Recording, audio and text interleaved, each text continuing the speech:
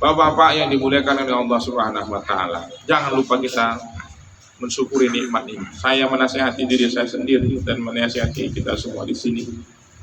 Kita luruskan niat, kita perbaiki niat, dan senantiasa kita bersyukur kepada Allah Subhanahu wa taala. Sesungguhnya duduknya kita di sini juga bagian daripada niat. Bagian daripada niat untuk kita apa? Untuk kita bersyukur kepada Allah Subhanahu wa taala. Jadi apa yang mau kita diskusikan pada malam hari ini, saya rasa sebagai pembukanya, jangan lupa kita untuk bersyukur. Satu lagi, apalah kira-kira ciri-ciri orang bersyukur? Kali ini saya tidak mau buka buku untuk menjelaskan ciri-ciri orang bersyukur. Nggak pakai perkataan ulama, nggak pakai hadis mungkin, tapi mungkin kita pakai sedikit dari hati nurani kita. Apalah ciri-ciri orang bersyukur atas nikmat? Satu ciri-ciri orang yang bersyukur adalah dia berusaha untuk jadi lebih soleh. Berusaha dia untuk jadi lebih baik. Ada niat dalam hatinya, aku mau lebih baik lah. Nah, itu ciri-ciri orang bersyukur. Ciri-ciri orang bersyukur, dia terdetik dalam hatinya bahwa dia kepingin menjadi orang yang lebih baik. Kalau selama ini yang dipikirkannya itu adalah dunia, yang dipikirkannya bagaimana anak-anak ini sukses, yang standar sukses itu adalah perhitungan dunia, pangkatkah, jabatankah, kualitas pendidikankah, atau apa saja yang diukur manusia berdasarkan kenikmatan dunia. Kalau dia bersyukur atas nikmat yang dimilikinya, oleh sebab dia memiliki anak, atau memiliki istri, atau memiliki rumah, atau memiliki harta, dia berharap dia lebih baik dalam mengelola yang dititipi oleh Allah Subhanahu wa taala. Contoh, hari ini dia punya KPR. Apalah ciri-ciri dia bersyukur punya KPR? Sederhana saja. Dia berharap dia bisa membayar tunggakan itu tepat waktu. Hari ini dia punya hutang. Apalah ciri-ciri orang itu bersyukur? Sederhana saja. Masih ada niat dalam hatinya untuk membayar hutang.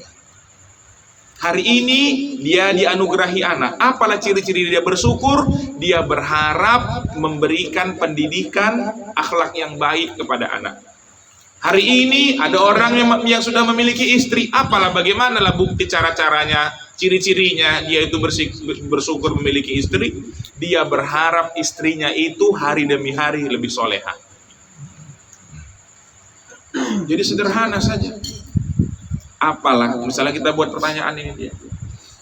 Apalah ciri-ciri kita bersyukur bahwa kita punya mulut?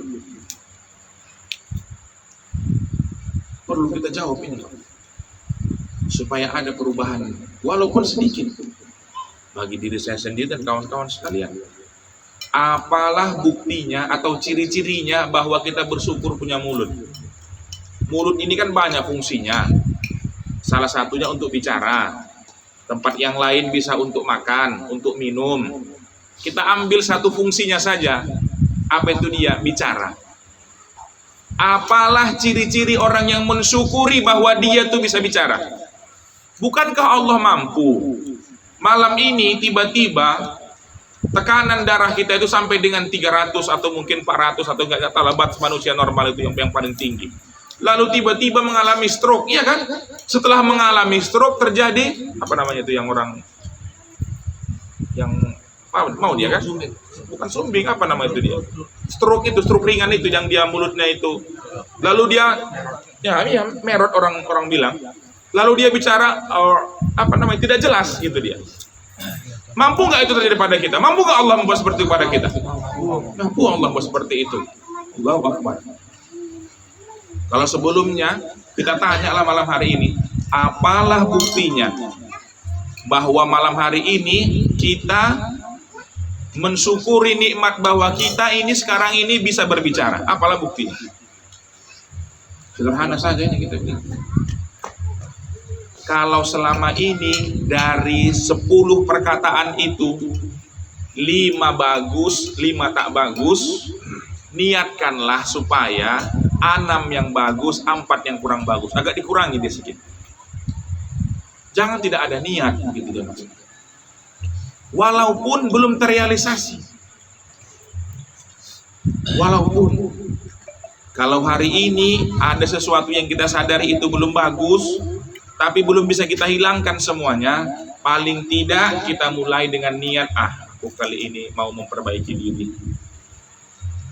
Itu adalah ciri-ciri bahwa kita itu mensyukurin nikmat yang diberikan oleh Allah Subhanahu wa Ta'ala. Takutlah kita terhadap orang-orang yang diberi nikmat, tapi Allah membiarkan orang tersebut untuk larut dalam kenikmatan tersebut tanpa mengingat Allah dalam nikmat tersebut. Orang-orang alim memberikan istilahnya itu namanya istidraj. Apa itu istidraj? Nikmat yang dilipat gandakan, padahal makin hari dia itu makin sesat. Makin bisa bicara, makin pandai bicara, makin pandai dia membohongi orang. Makin banyak hartanya, makin rakus dia. Makin pintar dia, makin suka dia mengakali orang. Makin kuat dia, makin menindas dia. Makin tinggi jabatannya, makin kuat tindasannya kepada orang kecil. Tapi itu kan kepada orang lain yang kita lihat. Kami kan Pak bukan pada level itu. Kalau begitu mari kita sama-sama melihat di level kita masing-masing. Ya, melihat kita level kita masing-masing. Hari ini siapa yang kita kuasai? Siapa yang kita kuasai? Mungkin istri kita dalam penguasaan kita. Mungkin anak kita dalam penguasaan kita. Ya. Mungkin istri. Adakah bapak-bapak hari ini berniat supaya mendidik istri agar istri menjadi jauh lebih baik daripada yang semalam? Coba saya tanya. Mari kita coba ini berpikir sejenak. Adakah tadi pagi kita berniat, hari ini istriku akan jauh lebih baik, Pak. Apa caranya? Aku ingin berkontribusi kepada dia. Entah Bapak lihat di YouTube, lalu ada ceramah, Bapak kirimkan linknya sama dia, biar ditontonnya. Paling tidak ada bukti bahwa Bapak, kita di sini, kepingin bahwa supaya dia menjadi lebih baik. Itu buktinya bahwa kita bersyukur saat ini kita masih memiliki istri. Mungkin kita nggak punya kekuasaan atau kemampuan sampai mendidik dia sedemikian. Kita bacakan hadisnya, kita bacakan begininya, kita bacakan begitunya. Paling tidak ada niat dalam hati. Aku nggak pandai menjelaskan ini. Kita lihat dulu ustadznya mana. Oh, mungkin dapat Ustadz Somad dapat penjelasannya. Mungkin dari Ustadz Hasyim Ar-Razi, atau mungkin dari Ustadz Adi, atau ustadz siapa saja. Yang Bapak lihat itu bagus. Yang Bapak nggak mampu mengajarkannya kepada dia, kirim linknya supaya dia mendengarkannya. Sekurang-kurangnya bahwa kita punya niat dalam hati supaya kita punya istri, kita syukuri istri kita. Macam mana caranya? Dia harus lebih baik daripada semalam.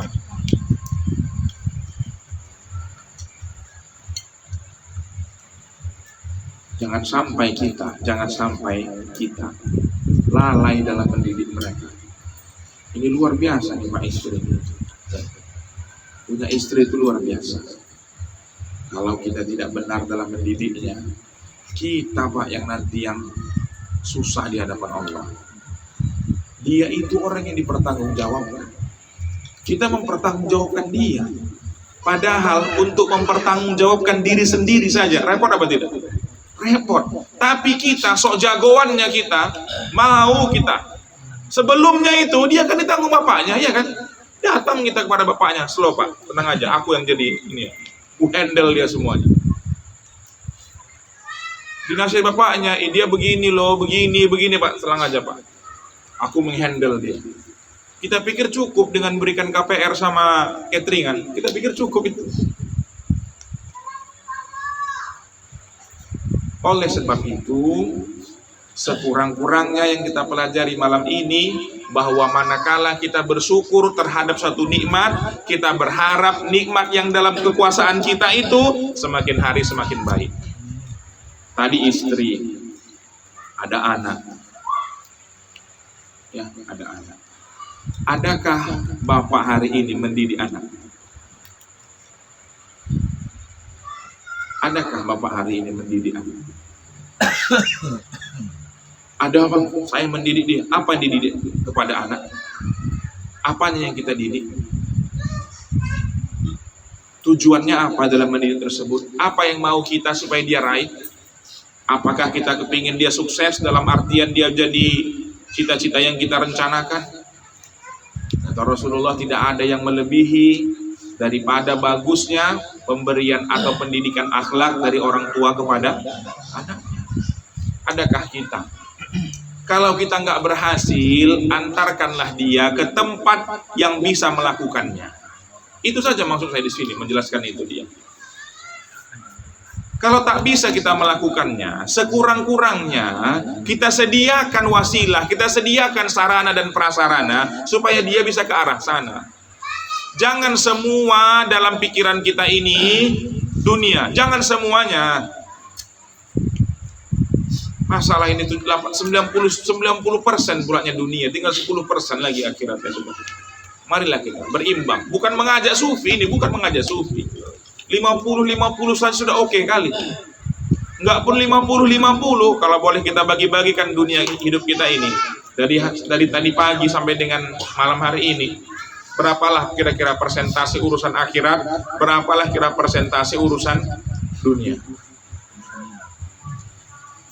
Gawat itu Pak, hitung-hitungannya itu gawat. Urusan dunia mungkin sampai dengan itu dia mungkin 80% atau mungkin 90%. Tinggal sekitar 10% saja mungkin kita memikirkan akhirat kita. Sampai-sampai, perhatikan ya kawan-kawan sekalian, sampai-sampai urusan akhirat itu harus kita hiasi dengan dunia. Masih mau nggak kira-kira pengajian? Kalau nggak ada, makan pecelnya. Nggak ada makan beratnya ini. Duduk awak tengok-tengokan aja sambil belajar agama. Masih mau nggak? Sebegitulah kitanya yang sudah. Kita mau datang karena ada kenikmatan dunianya. Tapi itu oke lah. Karena kita tengok di dunia banyak sudah fasilitas, orang tetap tak mau gitu dia. Tapi adalah dalam hati kita, niat kita, sedikit demi sedikit kita tambah. Oh, kalau selama ini mungkin 10%, mungkin tahun ini 15%. Orang zaman sekarang istilahnya kata mereka resolusi katanya. Ada resolusi 2022 katanya. Ada resolusi 2021. Apa itu resolusi? Ada cita-cita, ada perbaikan-perbaikan yang dijadikan target di tahun itu gitu ya. Apa ini resolusi 2022? Oh, saya akan mencapai 1 miliar pertama saya. Kan ada kan di internet begitu. Apa resolusimu di 2022 ini? Oh, saya akan menikah. Sehingga dia akan berusaha supaya di tahun itu dia mendapatkan targetnya.